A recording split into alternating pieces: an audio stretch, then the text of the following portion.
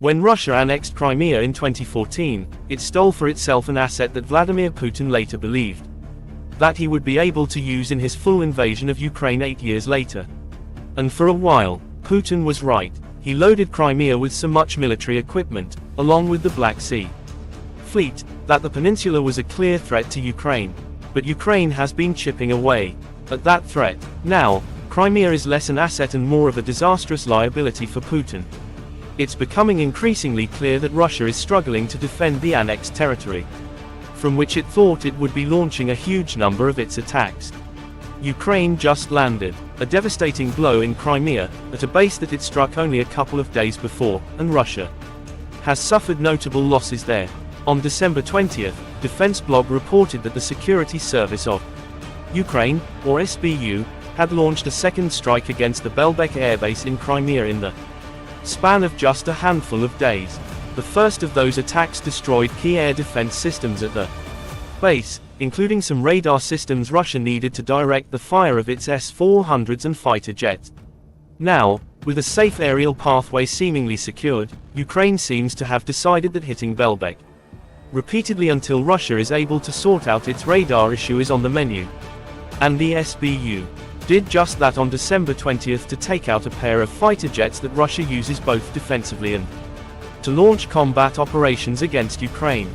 The SBU took to Telegram to announce its successful operation, stating, "Long-range drones of the SBU's Alpha Special Operations Center hit 2 Su-27 aircraft at the Russian Belbek military airfield in temporarily occupied Crimea." The SBU added that one of these Su-27s was on the Belbek taxiway with a full combat load, suggesting that it was preparing to take off for a combat operation. The second jet's location isn't mentioned, so it's unclear if that aircraft was in a hangar or had been left out in the open at the airfield. It doesn't matter. Both Su-27s are now flaming wrecks due to SBU drones. The SBU capped off its Telegram post with an explanation of why this particular base was targeted, along with a warning suggesting that more of Ukraine's drones will be paying visits to Crimea sooner rather than later. SBU strikes on key military airfields, as well as the destruction of enemy aircraft and air defense systems in temporarily occupied Crimea, significantly reduce its military potential in the region. This systematic work will continue in the future, the SBU said. Don't underestimate the importance of Ukraine taking out these two jets. Though they're among the oldest in Russia's air force, Su-27s are still in heavy use, and they've caused plenty of problems for Ukraine in the past. Defense Blog notes that Russia still uses these jets in patrols over Crimea and the Black Sea, as well as for defensive operations in Crimea and the southern parts of Russia that Ukraine has been increasingly targeting with its long-range missiles and drones.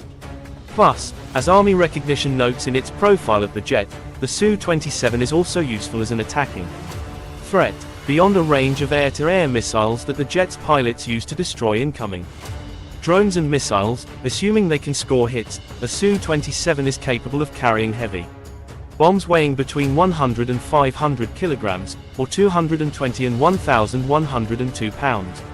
Although these particular jets operate from Crimea, meaning they're unlikely to conduct traditional bombing runs that involve flying directly over Ukrainian targets, that still doesn't mean they don't present an attacking threat.